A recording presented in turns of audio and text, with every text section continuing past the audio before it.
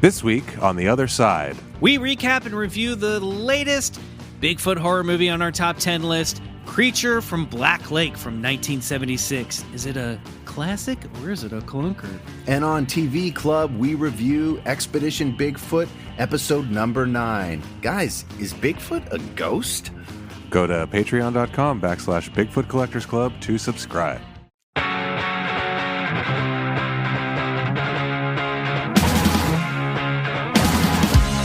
It's Bigfoot Collectors Club with Bryce and Michael.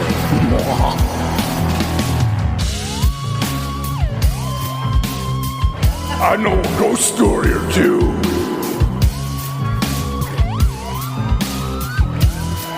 Let's do this. Hey, everybody, and welcome back to another episode of Bigfoot Collectors Club, the show where we talk to amazing guests about their personal paranormal history and share stories of high strangeness. I am your host, Michael McMillan. With me always is your other host, Bryce Johnson. and our super producer, Roy Libre! oh, have a cup of tea. Aren't we clever, all three of us, eh? Yes, and we just lost both of our Irish listeners. I would turn off, I would just Irish. click my podcast off right now. What, was Scottish? What were you doing there? So you're some kind of Highland vibe. I was doing like the North, you know, okay. it was like a Game of Thrones, like Yorkshire. Yeah, Right. just I don't know. It's look, I'm sure that's a horrible interpretation as well. But come on, guys, you know you're here for the terrible accents and not the deep dive episodes into cryptids, which we're doing today. Snap. Oh snap! We got a lot of feedback saying people enjoyed our the Roswell series, and then we did a little single episode of the Amityville Horror around October. And I thought, you know what?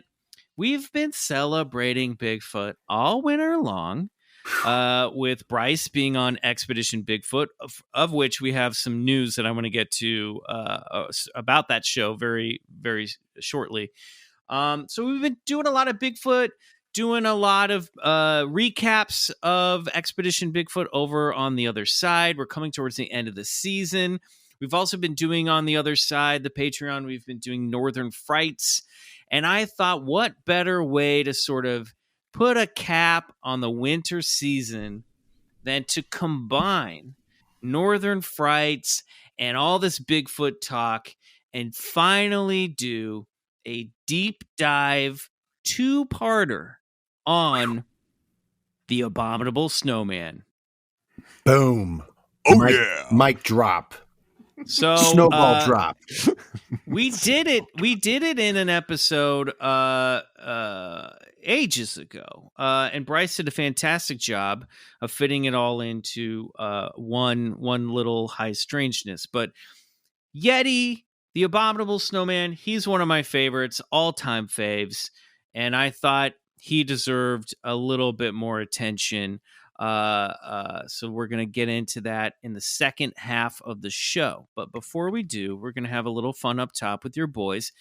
No guest this week. We didn't want to force anyone to get indulged, be trapped in one of these deep dives.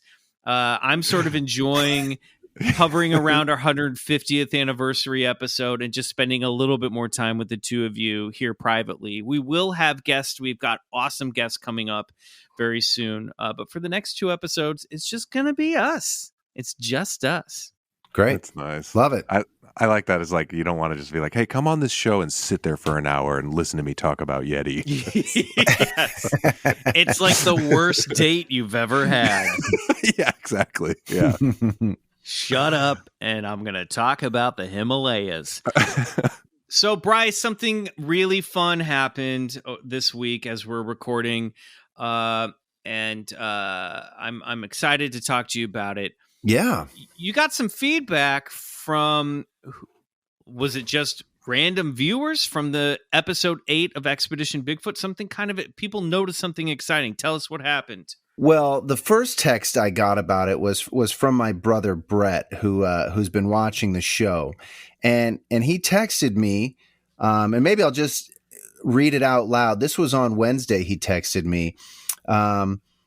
And he said, "Is it me, or in the latest episode of Expedition Bigfoot when Russell turns around after saying they will come back in the dark and he hears the noise behind That's him?" an ominous quote. Yeah. Seriously. They will come back in the dark. Does it look like there's a Bigfoot directly in the middle of the screen at exactly 18 minutes and 17 seconds? Pause. And he took a picture of it and circled it. And I remember I remember when I first saw it, I was like, oh no, here we go. My brother's into blob squatch, right? Like, I can't tell you how many Bigfoot photos I get with like a red circle around it. Like, hey, I think there's something here. But it wasn't until I started getting a few tweets about it as well. And I go, oh shit, maybe this is worth taking a look at. Somebody basically tweeted me, a few people, the exact same thing. Hey, I think there's a Bigfoot walking into a tree back there right at the 18-17. And I was like, oh, okay, hold on. Let me go check the footage. And so I went back to the episode and this needs context, right? So Russell Accord is there with his cameraman, Zach, who we know, and it's just them.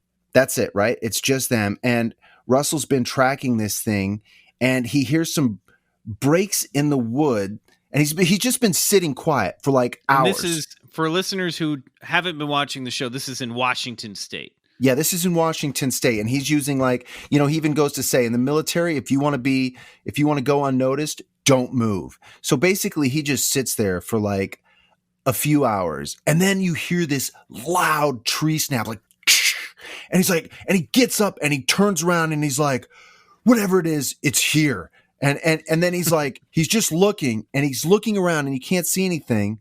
Mind you, that's right at the 18-17 minute mark. And he says, look at my arm. The hairs on my arm are standing up. Now I can't go into his military background, but let me just assure you, if Russell's hair is standing up on his arm, some shit's going down, right? Undoubtedly. Yeah, Yes. undoubtedly. And he was like, whatever it is, it's here, right? They don't see anything and they quietly move on. Well, that's at the exact moment that people are saying there's something in that screenshot. And I zoom in, and I'll be goddamned if you don't see what looks like something with like big shoulders and this hunched over head, sort of brownish and reddish in color.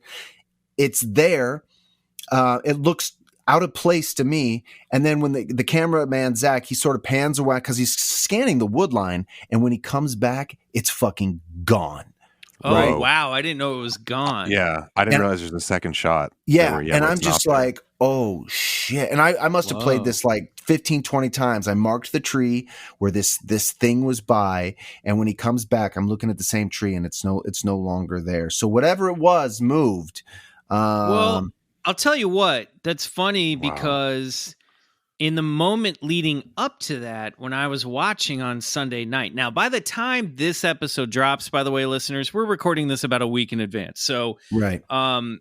episode 9 will have aired. So we're talking about episode 8, which was the Sunday before. Yeah, it's called Dark Memories. Dark Memories. So right before that happened, when they were sitting out there, I actually rewound in an earlier moment because I thought I saw something moving out in the tree line before the snap in the direction that they were sort of facing.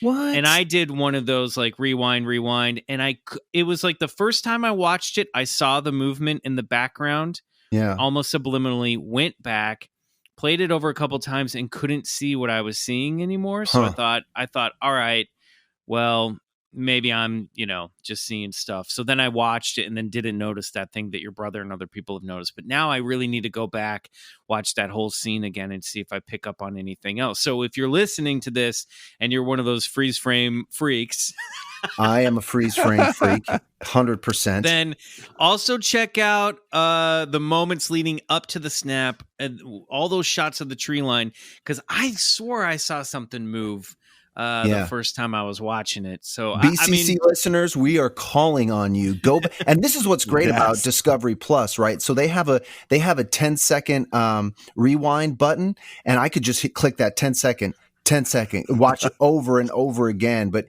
go back, watch that. It's at the 18-minute mark, 17 seconds in season 2, episode 8, Dark Memories.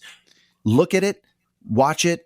Tell me what you think. Tell me if you see something in those trees moving. It's pretty insane. Bryce, what we should do is you posted these pictures on your Instagram and Twitter. I think you should repost them on our Instagram as well. So I will do that on the BCC that's a great Instagram. Idea. So if you guys are listening to this, it'll be up in the past. You can just scroll back a couple days, you'll be able to find it. Yeah, I'll just do a repost on the day this drops, Mike. If you we sound like a couple middle-aged men and talking about social media. I didn't want to be one of those blob squatch guys where it's like let me just, for those who don't know, blob squatch is just like, somebody will like circle, look at this, that's a Bigfoot, and it's just like, it's obviously like a tree, just some blurry tree, and usually what's so funny to me is sometimes they'll circle like 6 or 7 in the same picture, and there's one, and there's one, and there's a little one, and you're just going, I don't see a fucking thing, but context, right? Context. When you look at this thing in the context of how it happened, it's compelling. Definitely. And that concludes the Context drinking game, brought to you by Bryce Johnson. I just really like the image of Bryce. Like, it's like Dawn's being like, come to bed. And it's like 3 a.m. He's just like 10-second rewind. Well, I showed rewind. Oh, yeah. I showed Dawn. I showed Dawn, and she goes like this, which is more than anything she's ever done. She goes, all right, you got and I was like, fucking A, gotcha. And Wow. you guys, you've been talking about all season how you guys get sent stuff and emails, and I recall during season 1 you had a lot of people writing in or tweeting or whatever and saying like, hey, I think I see something in this moment here or this moment here in the trees, because there's got to be people who are watching these Bigfoot shows and they're just looking past you guys and just staring into the trees to see if there's anything there, which is smart. I love that. It's a very involved way of watching the show. But this really feels like, to you, from what you're saying, that there might actually be something there. Yeah, so I'd say between season 1 and season 2, this has happened maybe like 3, maybe 4 times where people have spotted, hey, is there something moving in the background there? Or I think you guys might have something in the background, and they'll send me the frame. And I always go look, I always check, and I go, yeah, maybe. But this more than any of them was just, I was kind of like, oh my God, because you know why? Context. I hope so much that you got footage of Bigfoot. This would be the greatest thing ever. I did text my brother though, hey man, there's no definitive answers in this quest for Bigfoot. There hasn't been for however long people have been on this quest, and it's not going to come in minute 18, 17-second marker either. So, but go check it out. Let me know what you think. It's strange. Cool. Love it. Well, I love that you're just involved in this entire project and you actually get to be close to and part of an expedition looking for this. Because I'll tell you what, if your word of the week is context, my word of the week has been expedition, because that's all I've been reading about going through Yeti research. I mean, I can't even tell you. I've got a book called Abominable Science. I've got The Life and Times of Bigfoot. I've got the you're Bigfoot in deep book. I've got Sasquatch by John Green over here. I've got Putin's Tales of the Yeti. I'm surrounded by this shit. So you're in deep. All right. Well, before we head down that snowy slope, Riley, we have some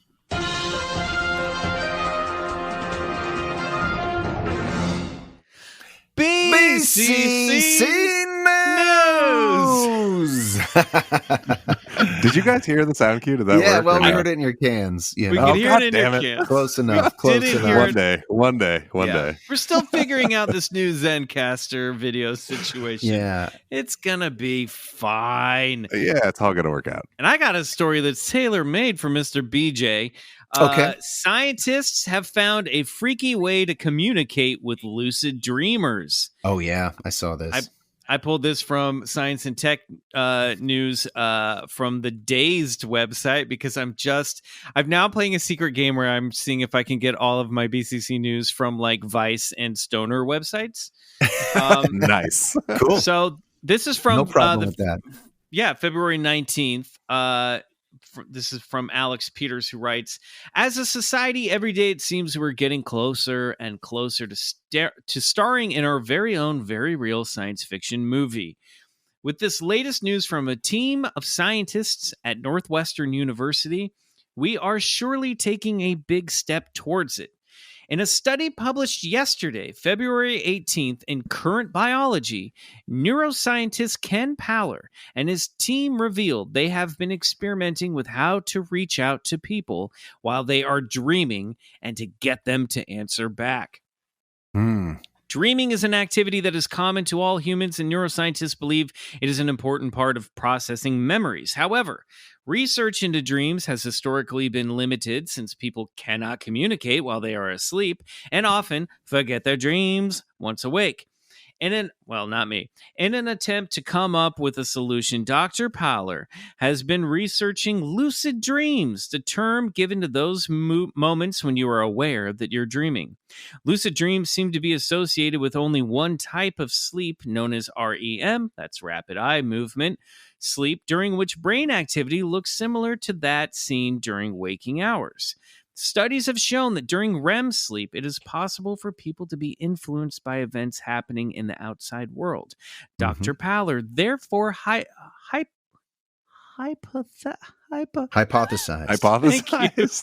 I got stuck.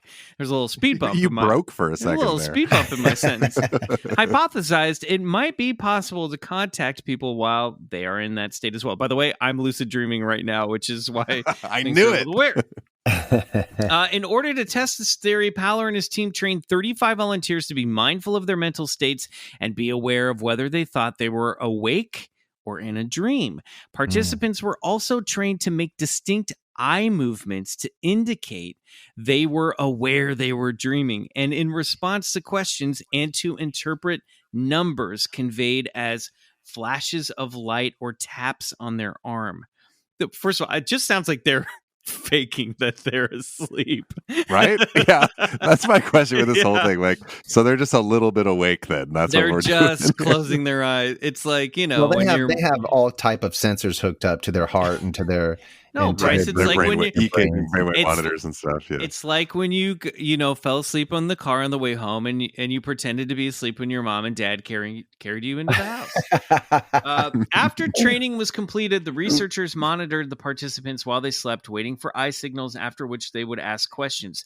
After waking, the several subjects reported that the questions had been incorporated into their dreams. One volunteer, for example, heard an audio question as through a car radio, while for another one of the numerical questions manifested as the street number of a house. That's so cool. That's cool. Yeah. On the whole, however, the method tended to not work. In just 26% of the sessions did people signal they were engaged in lucid dreaming, and of that group, only 47% answered a question correctly. Dr. Powler and his colleagues, however, have not been discouraged and say their findings refute the notion that attempting communication with dreamers is pointless. Just like I tried to explain to my history teacher in high school. You can get through to me. Let me just sleep in class. So who knows? Maybe in the future, Zoom will be obsolete as we all take meetings over REM cycles. So that's it. I mean, nice, tight article. Thank you for indulging me in reading the whole thing, but I just think that is fucking cool. Yeah, that's way cool. And you know what? Those numbers are still... Those aren't bad because lucid dreaming is not easy. As I've said before, it takes a lot of work, and you can't just go in there on I guess they polled people who have said they, have done lucid dreaming before. So, but Bryce, you gotta, during your hiatus in between seasons of Expedition Bigfoot, you gotta sign up for this study. I want to get back into it so much. It's just so much. I love sleep, and you have to it fucks with your sleep, right? They're like, sir, we're trying to get through to him, but he keeps making out with late 90s era Gwyneth Paltrow. I don't know what to do. Oh, Britney Spears is here. What do we do? It's common. People do that. Okay. Interestingly enough, one of the pioneers of lucid dreaming studying, a guy named Stephen LaBerge, he has a book, which is what I read and learned to study it on. He would do the same thing. He would communicate with people sort of blinking in their REM sleep to let him know that they could hear him and that they were in a lucid dream. So they were signaling back and forth. I love how it shows up like through a car radio and through a street sign. It's just like, it's like being in another world. And when you're conscious, when you're aware that you're in that other world, it's such a unique experience. You can do anything, manifest anything. You can talk to higher powers. It seems like you can talk to other intelligences. It's wild. Yeah, it's weird. Whenever I'm aware that I'm dreaming, I tend to wake up. You know what I mean? Because you that's what happens. So first of all, it takes so much work to get into a lucid dream. And then once you become aware, you get really excited and it'll pop you right out. Right. And so, but there's little tricks to keep you into it. One is spinning around like a whirling dervish. So if you ever become aware that you're aware in a dream, you're awake in a dream, you're lucid. Just first take a calming moment and then start spinning around, and then that will ground you. There's other techniques as well, but Riley. I would love. I was picturing like, what if you thought you were dreaming but you weren't because you were so into lucid dreaming, and then you just started spinning around like a whirling dervish, like in the supermarket. You know? Then you're like, oh shit, no, I'm awake. Okay, yeah. Oh, right. I also just enjoy how quickly the term whirling dervish just trickled out of Bryce's mouth. Well, and you got to be careful too, because if let's say you're going to go on a little foray, if you will, you got to be like, okay, don't get too excited. Slow your roll. Slow down. You got this. You got this. Oh my God, she's taking. Oh, I'm awake. Fuck. Dervish.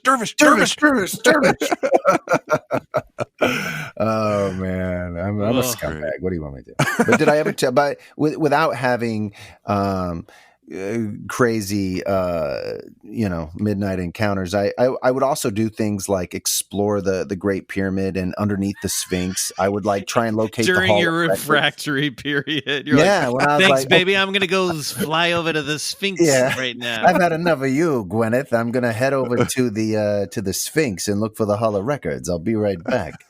But so there's all kinds of shit you can do. It's you're only limited by your imagination. That's so awesome. I love that. All right, Bryce, what do you got for us? Okay, well, more UFOs. More UFOs. NBC reports American Airlines pilot reports seeing a long cylindrical object fly over the plane. The pilot saw the strange object while flying over New Mexico on Sunday. An American Airlines pilot reported seeing a long cylindrical object come startlingly close to the aircraft as if it was flying over New Mexico. The FBI said it was aware of the incident, which occurred Sunday during a flight from Cincinnati to Phoenix.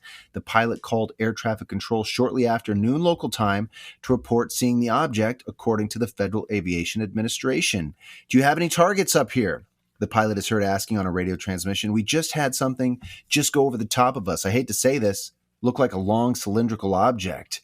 It almost looked like a cruise missile type of thing moving really fast. It went right over the top of us, the pilot added. The FAA said in a statement that air traffic controllers did not see any object in the area on their radar scopes. American Airlines confirmed that the radio call came from one of its flights, but deferred further questions to the FBI. Following a debrief with our flight crew and additional information received, we can confirm this radio transmission was from American Airlines Flight 2292 on February 21st, the airline company said. And, I think a taboo is sort of going away that these pilots, with all these UFO things in the news, they feel a little bit more confident and comfortable reporting it to their superiors without being grounded, Definitely. So that's encouraging. Again, it's funny, even with Dawn came up and said, are people seeing a lot of UFOs? I keep hearing about them. And I'm like, yes, there's more UFOs now, it seems, than ever. So if well, it's that's on what I was going to. It should be on yours. That's exactly what if it's on Don's radar. Yeah, exactly. My point was that, just that we got the lucid dreaming story in from a lot of listeners. Listeners sent in this story as well, but then a lot of people, friends and family who don't have their thumb on the pulse sent me this stuff, sent me this article. So this is something that's breaking through to people who aren't just hanging out, listening to this podcast, which is really exciting stuff. I love that. I love when the masses get involved with these UFO sightings, because here's the thing. Most people find it really intriguing and really exciting. Intriguing. What's not to be intriguing? And, segueing perfectly into another big news item of the week. This is a big week for news for the BCC, but To the Stars Academy. It's over, Bryce, guys. I'm so sorry, pal. Yeah. Yeah. Hey, it's okay. It reports out of, let's see, where am I getting this? I don't know. Bryce Zabel wrote, it's the end of To the Stars Academy as we knew it. The latest SEC filing from the TTSA says it's become just another entertainment company trying to sell UFO content. The dream is over. Like a cosmic gas giant, To the Stars Academy appears to have exploded after a period of rapid expansion and instability. Details have been scarce since founding members Luis Elizondo, Steve Justice, and Chris Mellon took their leave last December. Now, the fall from grace has been made official, noted in the forward-looking rhetoric of a required Securities and Exchange Commission filing that reveals the showbiz core of Planet TTSA is all that's left. And Bryce writes this one sentence, which just encapsulates the UFO phenomenon. Let's see, right here. Still, the reading of the company's blah, blah, blah, blah. You'd be forgiven if you thought that the biggest accomplishment was getting 2 full seasons of the TV reality series Unidentified on the History Cable Network. While the show had its moments, and this is what I love, it often appeared forced into the same old template of plucky UFO enthusiasts tilting at the windmill of truth to an unceasing soundtrack of semi-techno urgency. Billed as a game changer, it felt familiar and cookie cutter in form, if not content. And God, isn't that the case, right? It's like, just when you think, okay, the brightest minds in the business should be able to do this with their new company, right? Not so. They don't fucking know anything, and they can't keep a company that's supposed to say we know things going when nobody knows shit, right? It's like this UFO phenomenon is as elusive as it ever was, as it ever has been. I don't know if we're getting closer to the bottom of this thing. Is this just a funding thing, you think? Like they're just running out of money, so they just have to focus on TV and film development? I think money's a big part of it too. And they were tasked with some pretty big benchmarks of trying to come out. I know they were talking about some meta materials that were going to be analyzed. Trying to build a UFO. They were trying to build a fucking UFO. And at the end of the day, the best they could do was put a show out on History Channel and publish a couple books, which I enjoyed. I enjoyed those. But sure, that's what more than I've done, by the way. Yeah, right. I mean, he said that, look, they're going to continue to keep up their entertainment part of that company. He still wants to buy, scripts in this genre and in this subject matter and produce content. And but look, the days of Hal Puthoff and Russell Targ and Steve Mellon and Luis Elizondo, all those, the dream team has broken up. So those are all the guys that were involved with breaking that New York Times story back in 2017. So To the Stars Academy did have an influence on that story about the Pentagon UFO ATIP program breaking, right? Absolutely. So they got the ball. I mean, they did carry the ball down the field in that sense. Here we are, 4 years, 3.5 years, almost talking about it later. Yep. So still talking about it. So they did that as well. But I wonder what Luis Elizondo and those guys are going to go do, if they're going to stay in this field. They'll probably go work for Bigelow. Who knows? Who knows what they're going to go do is the answer. I just feel like Bigelow is nowhere near the mainstream. You know what I mean? Yeah, Bigelow's onto consciousness now too, as we've read Yeah. before. He's ponying up $1 million for the proof of an afterlife in essay format, and so he's calling on all individuals who think that they might have, the closest thing they can get to proof of there being a existence of the personality or the consciousness. Yeah, Bigelow, UFOs were big. If he were Ridley Scott, like UFOs were his alien phase, and now this new give me proof of the afterlife is his Prometheus phase. 100%. Just way more interested in AI than he is xenomorphs now. You know what I mean? Like 100%. he's literally moved on. We're like, but okay, what Skinwalker Ranch? Who cares? All right, let's move on to ghosts. Right, 100%. But I think you bring up a point, like you have to hit a wall at some point where you're like, guys, we just can't build a UFO. We just can't do it. You know? I mean, it's just like this is a classic example of aim high because you shoot low. You know, they just they went for it. You know, they hit a target, and now they're gonna crank out some TV and make some money. Yeah, right. Yeah. If they want me to host a UFO show, I'm there. Okay, fine. But are you listening? Brad, come on. It's funny how they just stirred up a foment of froth of disclosure too, though, right? It's just like John Tenney said, these things, they come in cycles and they go in cycles, Yep. Mm-hmm. We'll give it another 10 years, 15 years. We'll be talking about how, someone's going to reveal the truth. Oh boy. Well, boys, I think it's time to take a break. And when we come back, it's time to get into our latest deep dive episode of The Abominable Snowman. Let's do it.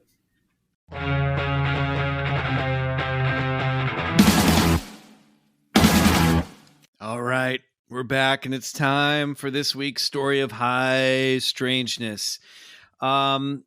So I sort of already explained why I picked The Abominable Snowman to revisit. But I'm going to continue. Because Bryce didn't do a good enough job, apparently. That's why. It was great. Right. Do you remember when Michael was like, Bryce, we're having Craig Ferguson on the show. Why don't you do Loch Ness? Or no, never mind. This was before Craig Ferguson was on the show. He's like, Bryce, why don't you do Loch Ness? It's been a while. And it was like, I was getting used to writing my stories of high strangeness, and I veered off into like Lake Champy and and Michael's like, Bryce, he's like, you're all over the place with this. Loch Ness Monster deserves its own episode. We can't be talking about Lake Champy in Loch Ness's episode. We're going to have to shelf that. Yeah, it's true. We cut Bryce's Lake Monsters story out of an episode, and then I was like, I'll do this. Hold my beer. I wonder, does that exist? Do we still have that somewhere on file, Bryce? We'll throw it up on the Patreon, maybe. Yeah, that we might have to. If I can find it, that's maybe buried deep in a hard drive somewhere. But it worked out so much better because that was obviously the perfect high strangeness for Craig Ferguson, and you did so well on that. Well, yeah. Thanks, pal. I had you backing me up, just like I'm going to have you doing tonight. So here's what I want to do. I want everyone listening to humor me for a moment and close your eyes. Unless you're driving a car or operating heavy machinery, or you've just tossed a baby in the air and you need to catch it. In that case, just go ahead and use your mind's eye. But I'm going to say a phrase. Got your eyes closed? Great. I want you to take note. And boys, I want you to do this too. I want you to take note of the image that pops in your head. You ready? Yep. Yeah. The Abominable Snowman. You see it? What do you picture? A frosty-tipped Bigfoot creature waist deep in snow? A giant white monster with horns? A Rankin Bass stop-motion animated character? An animatronic at Disneyland's Matterhorn? That one. The cover of an old paperback copy of A Choose Your Own Adventure? The box to a children's game called Yeti in My Spaghetti? A friendly character from Monsters, Inc.? What about you, Bryson Riley? What are you picturing? What do you picture when I say Abominable Snowman? I mean, I stepped on your line there and fully pictured the Matterhorn from Disneyland. That's just a the first pretty damn image good one. that popped into my head. Probably because it's burned in there from being a kid. You know, Yeah. like the first time I saw that, it really was like, whoa. Yeah. So I gotta admit, the first thing that popped into my mind was the famous Eric Shipton foot trackway, and then the Star Wars The Wampa monster, the Wampa, popped into my head right after that. Right. Yes, both. I mean, I think the Wampa's there for me. The Matterhorn's there for me. But I do tend to picture this like giant. Basically tend to picture like white Bigfoot with blue skin, like icicle, like popsicle Bigfoot. Oh, That's what comes to mind. Popsicle Bigfoot. yeah. But the Matterhorn, I remember being so excited the first time, sidebar, I wrote it. I didn't know there was because I didn't grow up here. I didn't go to Disneyland until I was an adult and living out here. And I didn't ride the Matterhorn until then. I was so thrilled when I discovered that there was a Yeti on that ride. And now So good. it's one of my favorite. The idea that there is a cryptid in the heart of Disneyland makes me so happy, and I think one of the reasons I love that place so much. And you know where the original, because they redid it, you know where the original Yeti is now I don't know about Disneyland. this. It's in the Collector's Tower in Guardians of the Galaxy Mission Breakout. Oh, so shit! It's No way. been relocated as part of the Collector's Collection, the original Yeti on the Matterhorn. So, hey guys, Whoa, don't that's stop! awesome. I've got to plug in power to my MacBook. I'm in my son's room tonight, so stand by. Hold on. yeah, that's You're right. good, You you're good. mentioned that you were under your son's bed or something. Yeah, he's live from a bunk bed right now. Man, I haven't been to Disneyland in so many years. I haven't even seen the new Star Wars world or any of that, the Guardians of the Galaxy Dude, stuff. that's all changing once we're out of this pandemic. But Yeah. Riley, I want to zero in on your imagination here for a moment, because like we did with Roswell, and I know we've talked about it here on the show. You've been doing a Bigfoot podcast now for a few years. What do you like? What's your take? What do you know about the Yeti? What's your take on the Yeti? I mean, it's my knowledge of the Yeti is very like pop culture based, you know, just just sort of more in the like sort of cutesy, like I'm sorry, I'm so distracted by Bryce. Bryce was like it's like welcome to the loudest getting of. You're like a background character in like the Muppet Show. You're like so distracting. Just as you were. Somehow Anyways, more that. animated when you were off mic than you were it's like doing crashing this entire around episode. the room. We were talking to Riley about what he knows about what he thinks about the Abominable Snowman or Yeti. Yeah, and I was saying that my knowledge of it is very like pop culture vibes. Like it's more on the kind of cartoonish character, like the the Disneyland ride kind of vibe. I don't really know much of anything about the actual accounts of it or research into it or anything like that. It's more of like a cute, fuzzy, as Michael said, popsicle Bigfoot. Oh, good. Mind. Well, I think you're probably in for a surprise then tonight. Oh, bring it on. You guys have already done a number on my belief system, so let's just keep it going. That's what we're here to do. Well, Riley, those images and all the images we described are valid for a cryptid that has hit icon status in mass culture, yet, unlike its slightly more popular cousin Bigfoot, the Coke to the Snowman's Pepsi, which is generally agreed upon to be an 8-foot-tall, brown, hairy, ape-like creature, the Snowman's image varies wildly throughout our cultural visual dictionary. White fur with blue skin, brown fur with dark skin, reddish fur with light skin. The Yeti comes in many forms, which is interesting for a cryptid that has remained mostly out of sight for all of its purported existence. In this 2-part BCC deep dive, we're going to take a look back at the Abominable Snowman, the folklore it came from, how it got its name, and why it captured the world's imagination. We may even walk away with a real sense of whether or not this creature actually exists. Strap on your snowshoes, grab a pickaxe, and brew up a cup of piping hot English breakfast tea.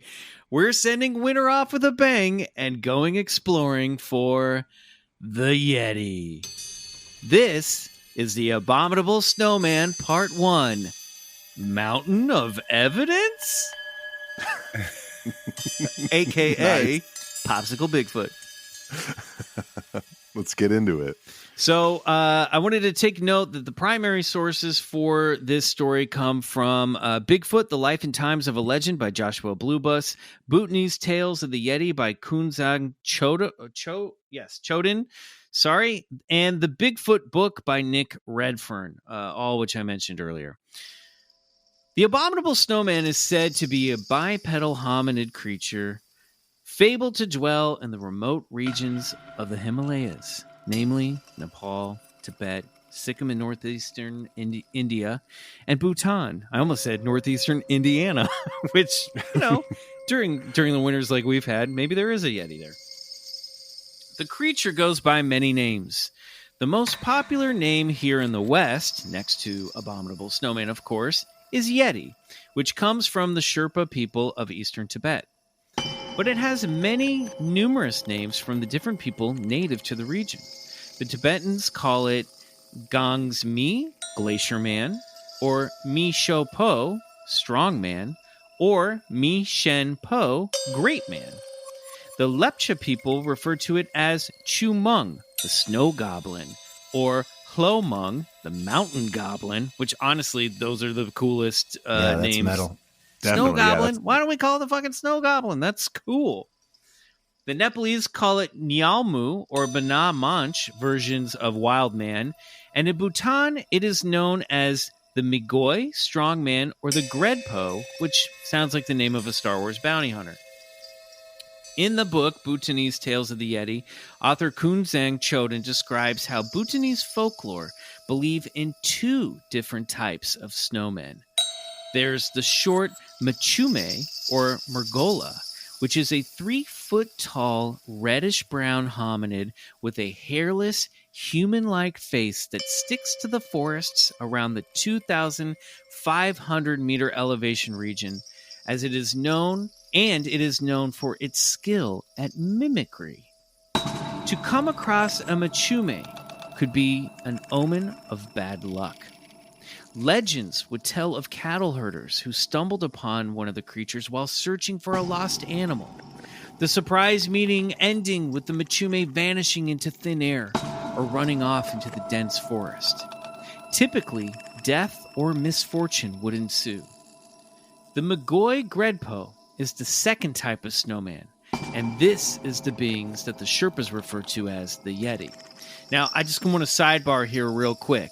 Already, we're hearing stories from folklore that this being, or at least the smaller version of this being, is can mimic, sticks to the woods, and can vanish into thin air. Whew. I mean, ring any bells, Mr. Expedition Bigfoot? Yeah, rings quite a few. The Migoi, the Yeti that we're thinking of, lives in the 3,500 to 5,000 meter elevation range, descending the mountains during snowstorms in search for food and warmer shelter, which is when people would usually encounter this creature. The Migoi are large, ape-like creatures very akin to Sasquatch. The females are even described as having large pendulous breasts, with hair color ranging from red to dark brown. They communicate through whistling and are said to have a very distinct foul odor. Again, where have we heard this before? Yeah. Mm-hmm. According to Bhutanese folklore, Migoi has existed long before our ancestral memory, and it has many magical attributes and accessories. One such item is the spirit bag, which contains the Migoi's soul. Should a human nab the Migoi's spirit bag, it can be controlled and even enslaved. If it is separated from its spirit bag or loses it, the Migoi will stop at nothing to reclaim it. Another magical item the Migoi carries, specifically under its right arm, is a charm called a dipshing, a magical stick that looks like an ordinary twig, but grants the Migoi the power of invisibility. Bhutanese children are warned that the Migoi has a hollow back, and if they don't behave, they may be caught and carried in the backs of the creature. I'm doing everything I can to keep my Uncle Dickie out of the room with speared bags and dipsticks now. Uncle Dickie, what do you got for us? These fucking guys, these Magoys, I know who they are. And they know Yeti, let me tell you that. Okay. Oh my God. I also like that this also sounds like a very primitive version of Perchta and Krampus, which we were talking about on the other side over the holidays. This idea of like this boogeyman that will take children away or punish children. But I love that. I just fucking love that. You know, we've been talking about, can Bigfoot camouflage himself, or can he disappear or slip into a portal? And like the folklore has these like magic powers built into them, right? Yeah. It's wild. They're like shamans, or they're like wizards almost. It's really wild. And part of the stories, maybe why couldn't they be shamans of the woods, forest shamans? Yeah, exactly. And there are these stories about how you get a dipshing for yourself. You have to like steal like a magpie egg and then hard boil it and then put it back in the nest. And then when it doesn't hatch, the magpie will like fly off to find a dipshing and bring it back to the nest. And then that will hatch the hard boiled egg for the magpie. And then I think it's magpies. I'm doing this out of memory.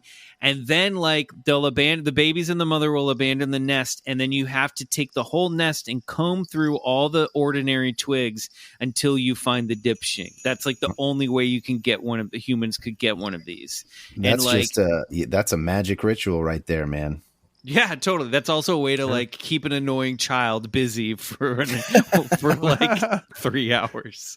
Seek the magpie. Yeah, go through this nest and find the magic twig. So stories like these existed in folklore about the Yeti long before Western civilization turned him into a fuzzy cartoon character, like Riley mentioned, and also a horror trope. We owe the popularity of the Abominable Snowman, like many other native tales throughout the Eastern world, to the work of good old-fashioned British imperialism. Back in the 19th and early 20th centuries, the British Empire ruled nearby India and had a large presence in the Himalayan region, with its eye on regional control and climbing and conquering Peak 15, better known today as Mount Everest. Named after Sir George Everest, former Surveyor General of India. As we'll see later in the story, the post-World War I conquest of Mount Everest, the highest point in the world, was akin to an early moon race, with China, Russia, and the British Empire all gaming to be the first to make it to the top of the world for the glory of their respective nations and to flex their geopolitical power and mastery. Real cute stuff. The earliest brush between the Western world and the Yeti appears in 1832, when B.H. Hodgson, a British national living in Nepal, reported locals in his employ told tales of a wild man of the mountains, which Hodgson simply wrote off as a possible orangutan, because why would indigenous people know more about the fauna in their native lands than some upper-class British dude?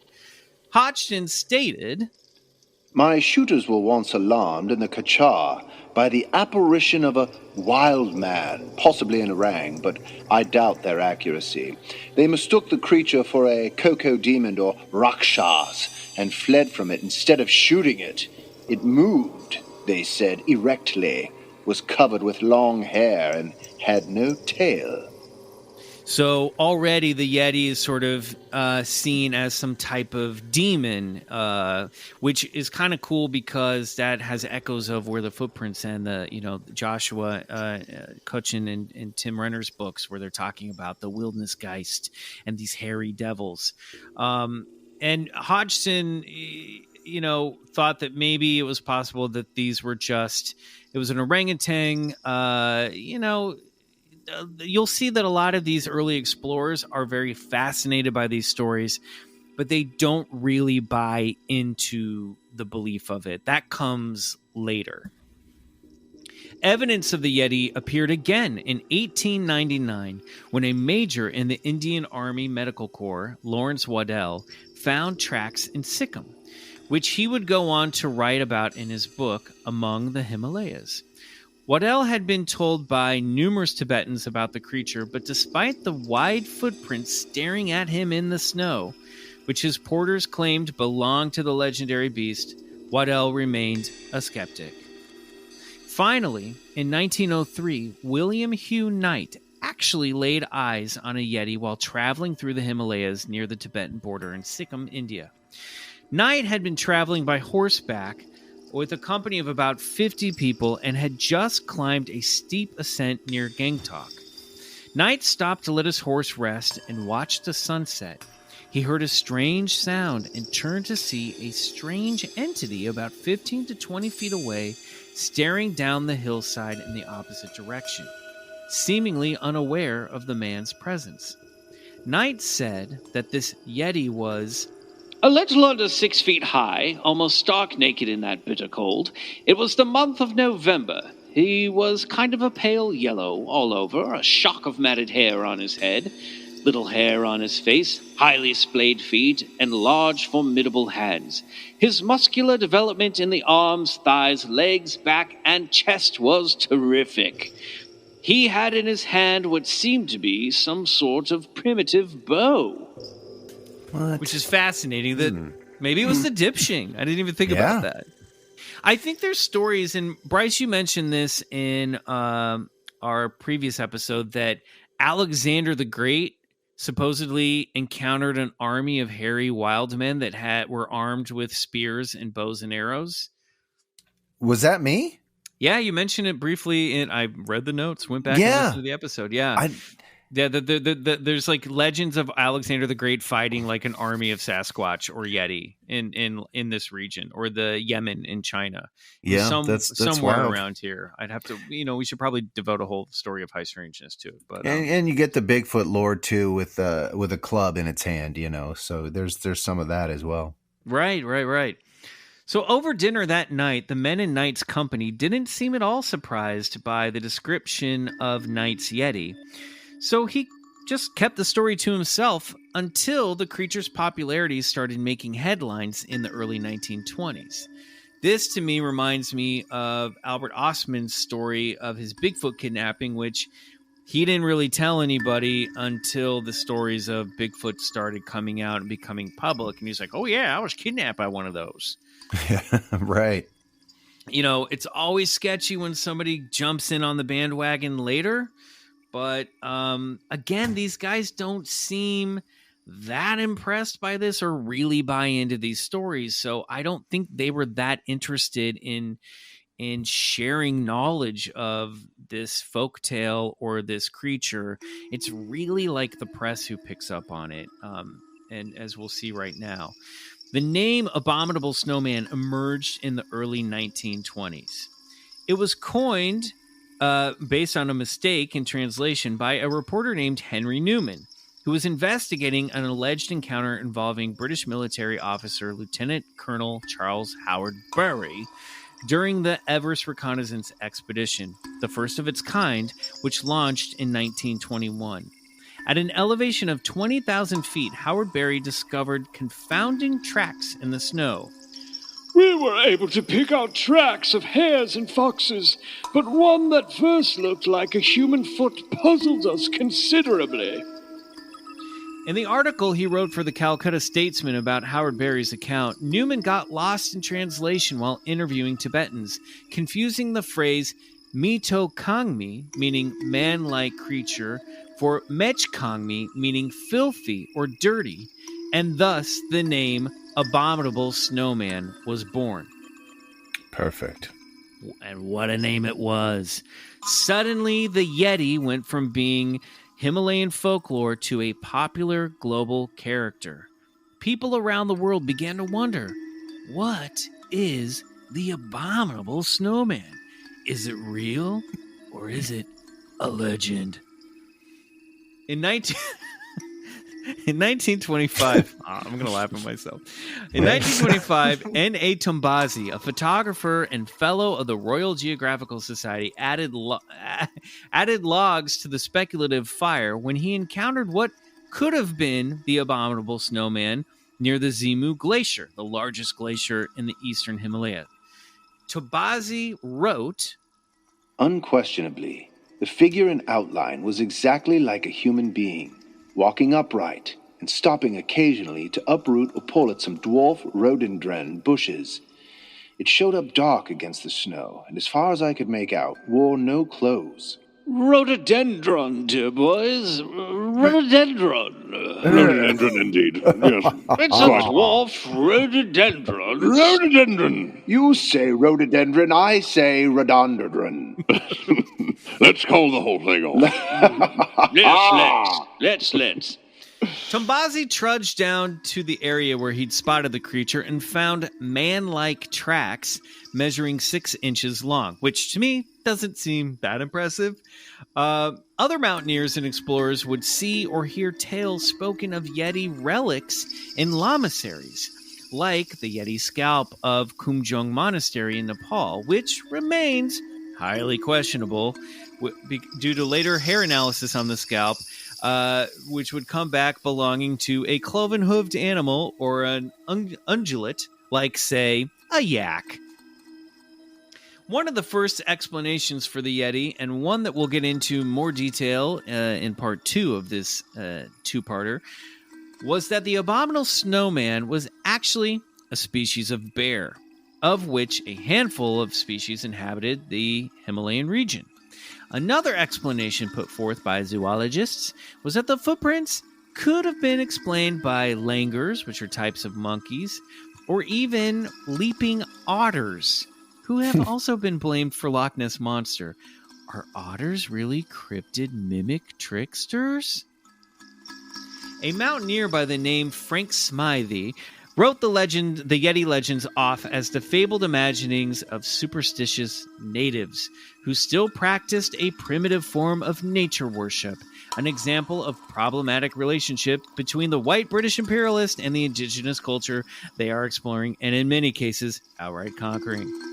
That being said, with only legends, folktales, false idols, scant eyewitness sightings, and a few puzzling tracks, there wasn't a whole hell of a lot of Yeti evidence to go by. Besides, there was the far more looming prospect that had to be obtained: climbing Mount Everest.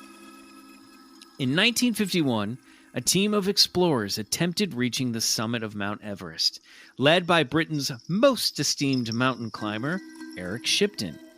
Shipton and his team, which included some of Britain's best climbers, including Michael Ward, Bill Murray, not that one, Tom Bordelon, and New Zealanders H.E. Riddiford and Edmund Hillary, along with 10 Sherpas, were forging new and untested paths to reach the top of the mountain after Communist China took over Tibet and blocked the old routes once pioneered by men like Howard Bury. In their process to plant the British flag at the peak of Mount Everest, Shipton would end up staking the Abominable Snowman firmly, perhaps permanently, into mass culture. Having set out from Nepal, the expedition began in September and continued through the autumn of 1951. On the early morning of September 7th, Shipton, Ward, and a Sherpa named Sen Tensing left the rest of the group to scout the nearby peaks and valleys. They ventured all day, eventually arriving at the head of the Menlung Glacier in knee-deep snow. At 4 p.m., they discovered a set of mysterious tracks in the thick white powder. Originally, Shipton mistook the tracks for their own, but quickly realized that they were indeed in new, unexplored territory for their expedition and hadn't doubled back as he first suspected. The tracks indicated that 2 animals had passed through this way ahead of Shipton, Ward, and Tensing. So the snow kicked up by the movement of the creatures had not melted, despite the bright, shining sun that had been accompanying the crew all day long. However, the shape of the tracks themselves had melted slightly in the heat into broad oval shapes larger than the impressions made by the men's boots. But Shipton saw that where the snow had been thinnest over the ice, there were well-preserved footprints showing 3 fat toes and a big thumb-like toe. The big toe. Shipton could even indicate where the creatures had jumped across gaps and used their toes to secure footing on the other side. The tracks went on for at least a mile, but as it was getting dark, the crew decided to take what evidence they could and make their way back to camp. Shipton snapped up a bunch of photographs, placing the head of his ice axe along the length of the footprints for scale. Shipton described that night back at camp as having an eerie feeling that somewhere in that moonlit silence, the strange creatures that had preceded us down the glacier were lurking. Now, that photograph I mentioned, that's the photo that, Bryce, you brought up as the one that you picture when you think of legendary. I mean, you just cannot see that photo and just see a primate foot, like I don't know, a fucking foot with all toes there. It's unmistakable. It's not a bear double step, and it was quite it was a massive trackway going for almost a quarter mile long. So it's not just, I mean, that one photo is famous of the footprint, but the trackway went on for quite a distance. Yeah, it's true. And we're going to get into a little bit more of the analysis of those tracks in just a moment. But would you say that photo is as iconic or close to as iconic as like the Patterson-Gimlin Bigfoot image? Yeah, it's right. It's second place, right behind it. No doubt about it. Wow. So cool. So Murray and Bordelon, the 2 other men in the group, would relocate the trackway a few days later, mostly melted now, but visible enough to lead them down a 2-mile trek before vanishing. As for sentencing, well, he was sure the Yeti had left the tracks after seeing one for himself a few years earlier, which he described as ape-like with reddish-brown hair and a hairless face. Shipton, for one, was convinced that the stories of the Abominable Snowman were true. Bordelon, too, became a believer, simply scribing in a letter home, The Abominable Snowman is not a myth. Period. What if that was the whole letter? That's all he wrote to his wife. I think that was it. That's why I took my time with it. Talk soon. LOL. Love you lots. What? I thought LOL meant love. What did people think? What did grandmas think LOL used to stand for? Laugh out. Lots of love. Yeah. Lots of loves. Lots of love. Bordelon. Shipton's expedition did not make it to the top of Everest, but the story and photos were printed in London newspapers. The media hopped on the snow-kissed bandwagon, and the Abominable Snowman, whose growing popularity had been interrupted by World War II, rocketed to pure stardom. The Yeti became a bona fide movie star, featured in classic 1950s monster movies with names like Snow Creature, Man Beast, Half Human, and the Hammer horror straight-to-the-point title, The Abominable Snowman of the Himalayas. Hell yeah. Suddenly, the debate was resurrected. Was the Abominable Snowman fact or fiction? Biologists, zoologists, sociologists, journalists all got in the game, finding ways to justify or debunk the possibility of an undiscovered bipedal creature living in the highest mountains of the world. Folklore from the past, like the Bhutanese stories of the wild man of the mountains, were dug up to point out the fact that surely something had been there all along. Others claimed the footprints were left by highly disciplined monks who were immune to the cold climate of the Himalayas. In 1955, Indian scholar Swami Pranavada said that this was all just a big case of bad translation, you guys, stating that the term mete or meto did not mean filthy, as that reporter Henry Newman had gotten wrong a couple of decades earlier, but more accurately, it stood for man-bear, The explanation was staring everyone in the face all along.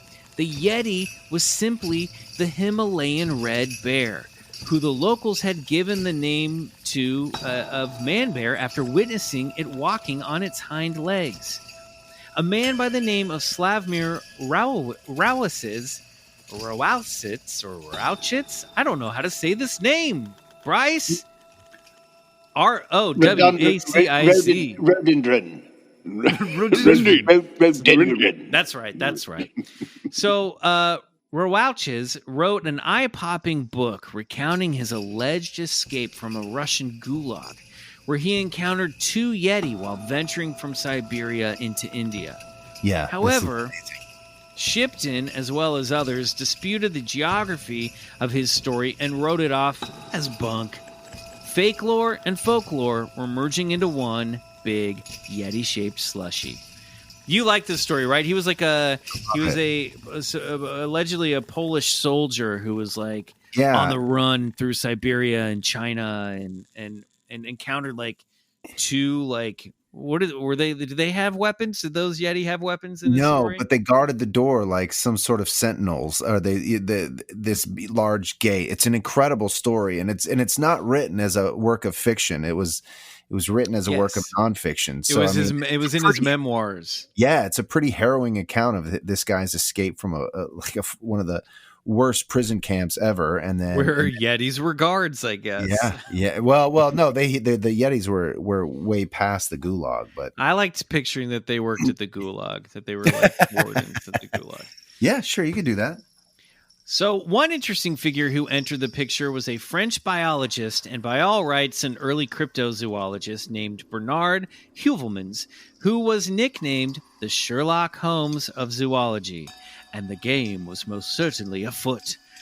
Like the famous detective of Baker Street, Heuvelmans used deductions, or the Zadig method, to allow for the existence of unseen things.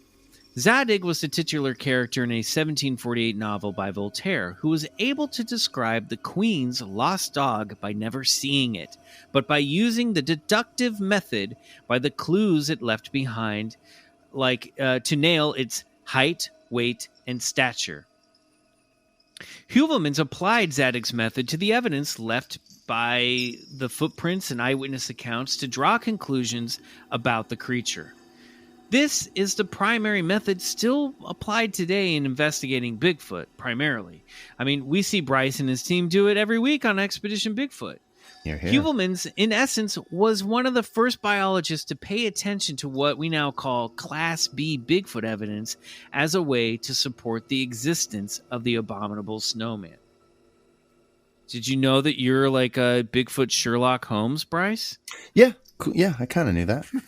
Yeah, fair enough. Pretty much. So speaking of evidence, a zoologist at Queen Mary College in London by the name of Vladimir Chernesky recreated the Shipton prints using plaster in order to better study the anatomy of the foot that left them behind, believing the details in the photograph eliminated the possibility of them being the melted remains of a smaller track.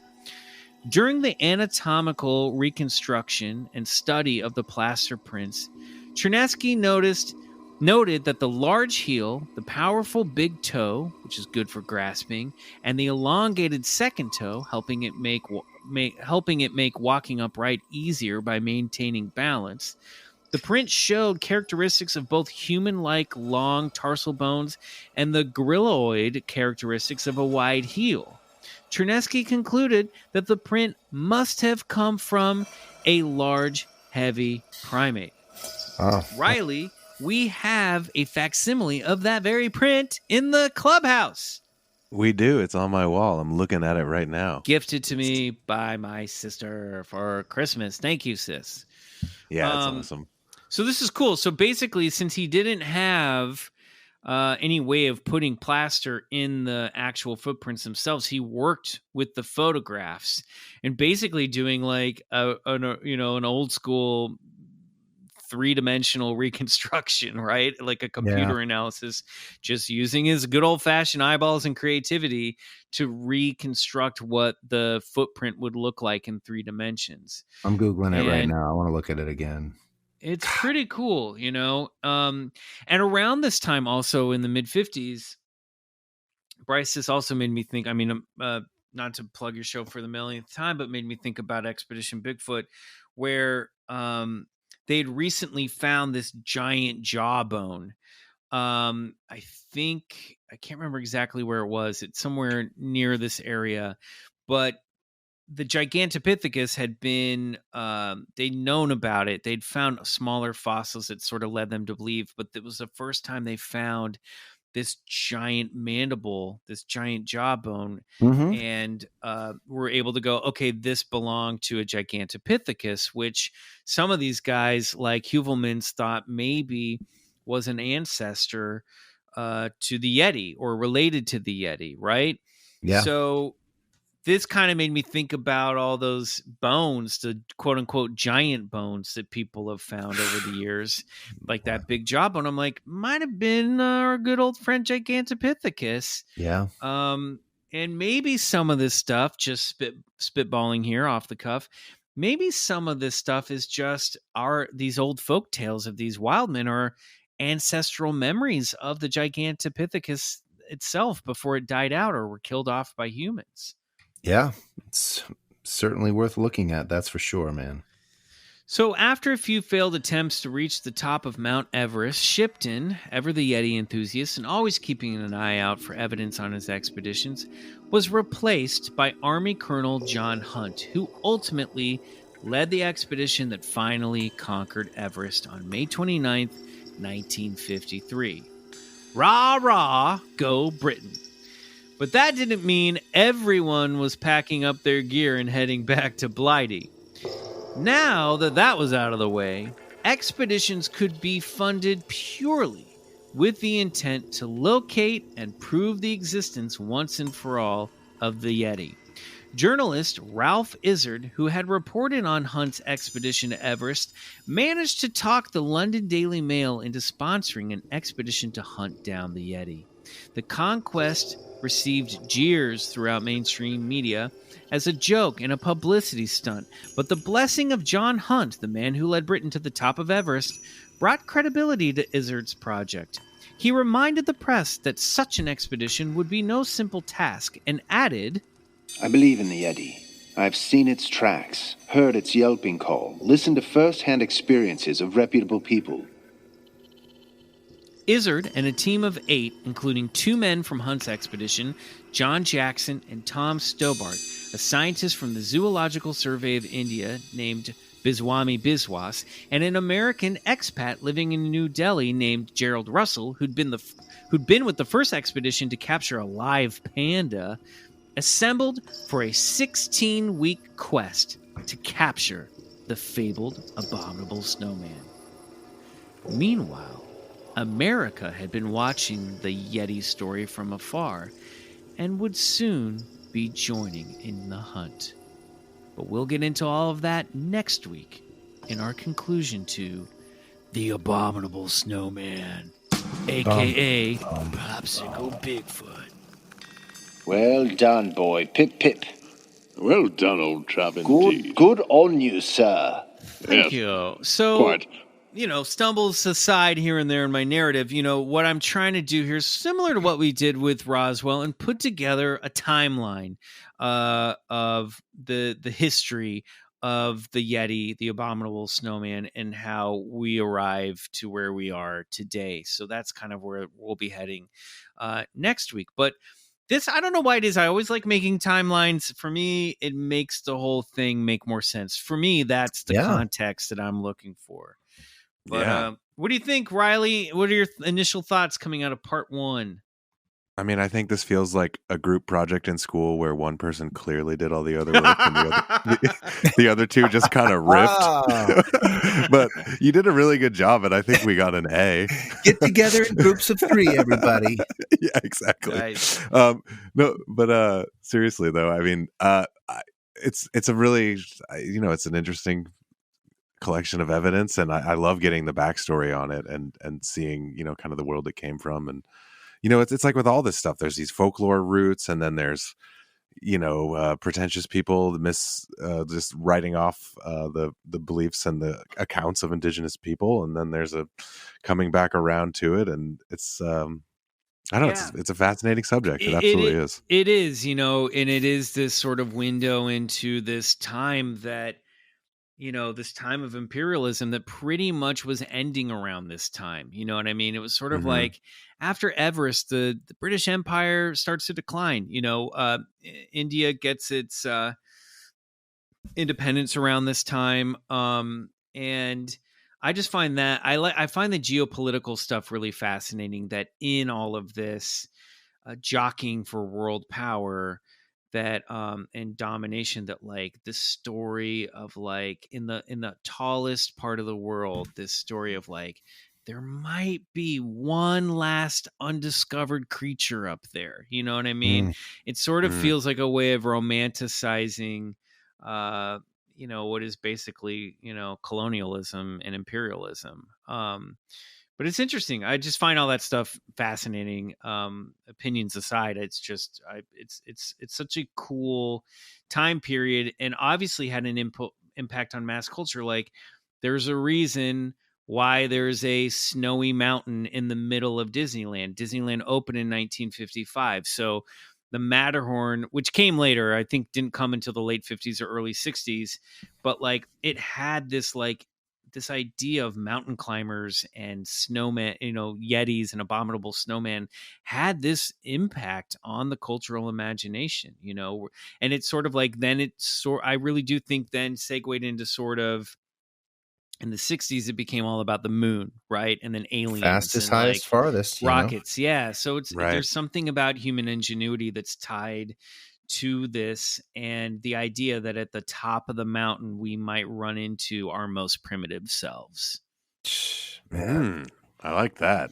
It's very psychedelic. man, who knows? So crazy, so crazy. It's weird stuff. All right, well, we'll talk more about it next week. Guys, anything to plug before we say goodbye?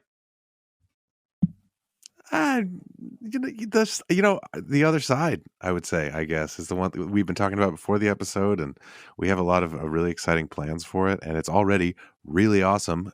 We just dropped the video of the last episode on there that was really fun to make, and I look forward to doing more of that video content. And it's also just a really interactive space for the show, and something we really enjoy, and I would love it if you came over and joined us over there. Yeah, $5 a month, 3 to 5 bonus episodes every month, plus all kinds of fun new video content that's starting to roll out. Like an entire bonus recap series of Bryce's show. So we really have also like, that. I think we've dropped like 20 episodes already this year over There's there. a lot of great content over there, you know, absolutely. Yeah. So, check it out. Patreon.com/Bigfoot Collectors Club. That's there you go. That's it. And find new episodes of Expedition on Discovery Plus. We're closing out the season, and it is gangbusters. You are not going to want to miss it. So check it out. I have an odd thing to plug. There's a new show, animated show on Sci-Fi called Devil May Care. Alan Tudyk plays the devil. I did a little work on this show. It was one of my quarantine jobs. It's created by Doug Goldstein, who's one of the Robot Chicken dudes. And so I did a little tiny script consultation work on this series. I was very happy to see that it's out.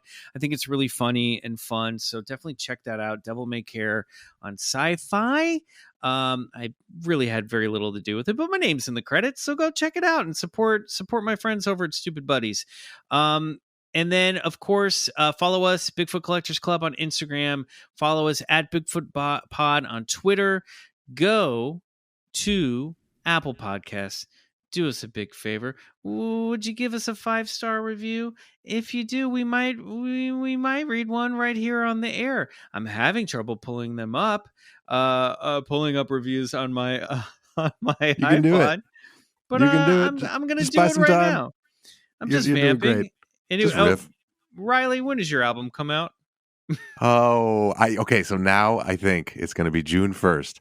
I mean, don't hold me to it, but I think that's the release date we've decided on with the label and figuring out vinyl pressing and all that stuff. But it's coming and it's available for pre-order right now, and I'm really excited about it. It's been a long, hard road getting this thing out and getting through COVID times and the band's warehouse getting ripped off and all this stuff. But where are you guys with all coming. your missing instruments? What happened? Well, we did recover the legendary double neck guitar, which was stolen twice from me and twice made its way back to me, which feels pretty mystical. But other than that, it's pretty much all gone. So we launched a Kickstarter. If you want to do that, it'd be appreciated. I really don't like asking people for money. If you want to pre-order the record, that would be awesome. That's also going towards rebuilding the band. But I mean, if anything, I'm very excited about this record. The band will persevere, and we can't wait to get back out there again. Well, I'll tell you what, Sun Eater's Chris Garibaldi, who did co-wrote the theme song to our show, says it kicks a ton of ass. So I can't wait to hear I did it. send him an advanced leaked copy because I really enjoy his music as well. Great. All right, here we go. So somebody writes, I'm Sephi wrote 5 stars for a well-rounded trio. Love the show, intriguing, high strangeness talk combined with the proper dash of sophomore guy humor. Fair enough. The guys make us all feel like we've known them for years, except for Bryce's off-hinted untold secrets. The guests bring perspectives from a wide range of beliefs. Thanks for hours and hours of enjoyment. That is a 5-star review. So thank you for doing that. It really does help get the show to more people, which is what we want to do. All right. We love you guys. Thanks for joining us. Hope you enjoy this first part of the deep dive. We'll see you next week for part 2 of The Abominable Snowman. Until then, good night. And go get regressed. Right.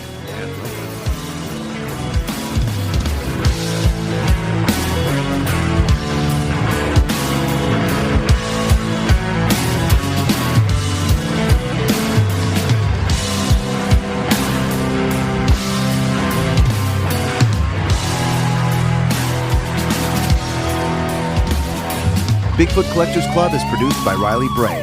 Our theme song is Come Alone by Sun Eaters, courtesy of Lotus Pool Records. If you like the show, please rate and review us on Apple Podcasts. It really helps get the podcast to more listeners. To support the show, check out our Patreon page at patreon.com/Bigfoot Collectors Club and unlock multiple reward episodes every month.